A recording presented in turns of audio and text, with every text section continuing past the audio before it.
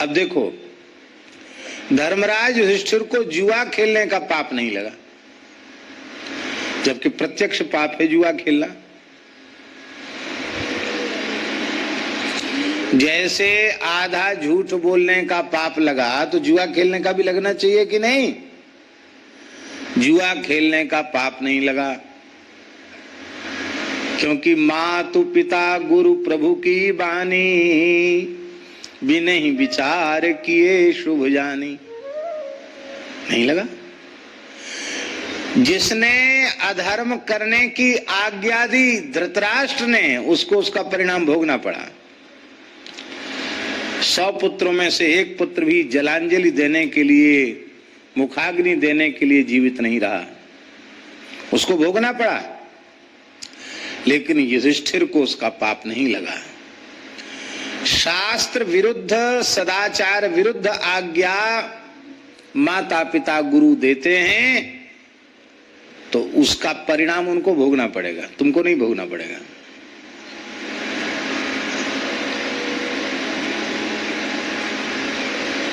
इसलिए कहा महाराज, धर्मस्य तत्वम निहितम गुहायाम। धर्म का तत्व तो कंदरा में छिपा हुआ है।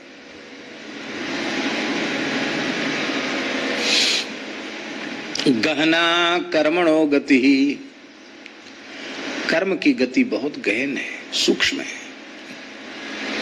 इसलिए परीक्षित जी का प्रश्न है कि पाप कर्म से बचना बहुत अधिक कठिन है।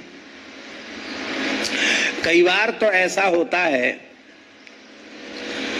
कि मनुष्य को यह समझ आने में भी बहुत देरी लग जाती है कि ये पाप कर्म है।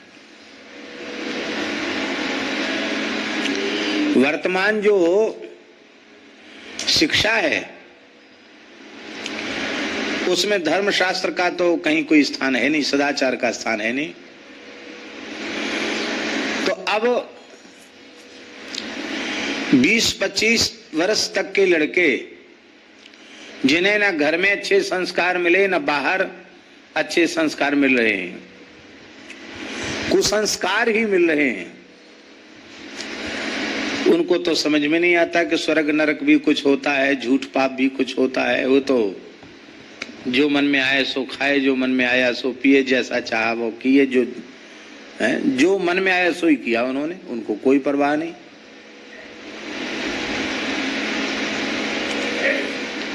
फिर बाद में जब सत्संग करते हैं तब उन्हें लगता है कि अरे हमने तो 20-25 वर्ष ऐसे ही बर्बाद कर दी।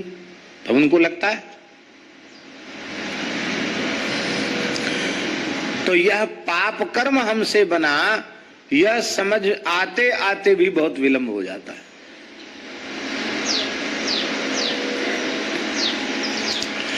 लेकिन श्रीमद् भगवत गीता में भगवान ने बड़ी ऊंची बात कही। भगवान ने कहा कि कथनचित भले ही किसी से भयंकर पाप कर्म बन गए हों, पर संत सद्गुरु की शरण ग्रहण करने के बाद, सत्संग करने के बाद समझ आ जाए कि ये हमसे भूल बन गई है, और फिर पश्चाताप करे और तीव्र गति से साधन में लग जाए, भजन में लग जाए,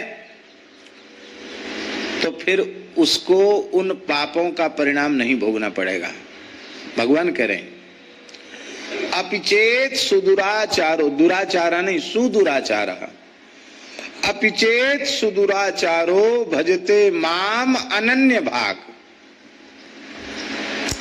अनन्य भाव से मेरा भजन करे तो साधुरेव समन्तव्यः सम्यक व्यवसितो ही सः।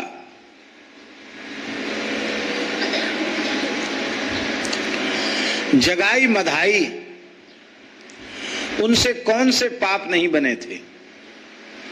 नाम तो ब्राह्मण कुल, जन्म तो ब्राह्मण कुल में हुआ था, नाम मात्र के ब्राह्मण थे। कैसे ब्राह्मण थे? प्रियादासी ने लिखा है कोटि कोटि अजामिल बार डारों विप्रताप। ऐसे थे, करोड़ों करोड़ों अजामिल न्योछावर कर देने तो भी कमती है, इतने दुष्ट थे दोनों, जगाई और मधाई। पर श्रीपाद नित्यानंद प्रभु की कृपा हो गई, श्री नामाचार्य हरिदास ठाकुर की कृपा हो गई, और इन दो महत्पुरुषों के माध्यम से महाप्रभु जी की कृपा हो गई। तो कोई कल्पना कर सकता था कि कल तक जो ऐसे थे आज वे झाड़ू लगा रहे हैं, स्वपच को भी प्रणाम करके रो करके प्रार्थना कर रहे हैं कि तुम्हारे प्रति कोई अपराध बनाओ, तुम हृदय से क्षमा कर दो, हमें कृष्ण प्रेम प्राप्त हो जाए, हम धन्य हो जाएं। उनकी दीनता को देखकर बड़े बड़े लोगों के हृदय पिघलने लग जाते थे।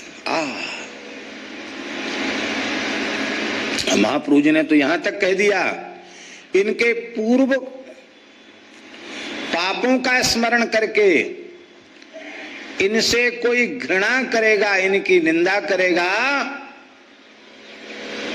तो वह भगवत कृष्ण प्रेम से वंचित हो जाएगा, उसको वैष्णवापराध लगेगा। आप सोचो,